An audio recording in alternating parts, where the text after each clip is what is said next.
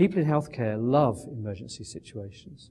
They love it so much that when there isn't an emergency, they'll go out of their way to make one.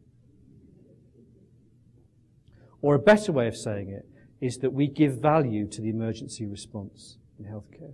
What people give value to is that against some terrible situation, or against the odds, or a management that didn't care, or politicians who didn't understand, or staffing rota that wasn't filled that day, or patients who there are too many of, against the odds, we got through. If you listen to staff talking in the canteen, that's what they're talking about. No one loves us or understands us or cares about us or gives us what we need to do our job, but against the odds, we got through. We are an emergency culture. The blue lights are flashing all the time. The problem with quality improvement is that it takes away the emergency. It creates smooth routine in a hospital. It reduces by far the number of emergency interventions.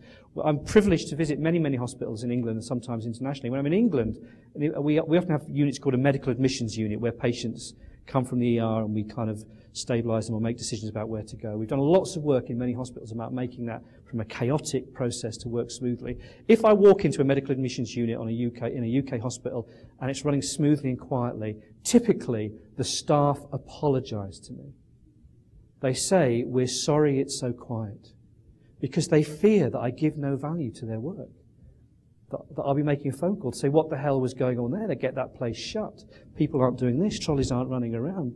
Drip stands aren't being moved about. We can change it. We have to learn. Of course, on a day like this, we needed to recognise people's work.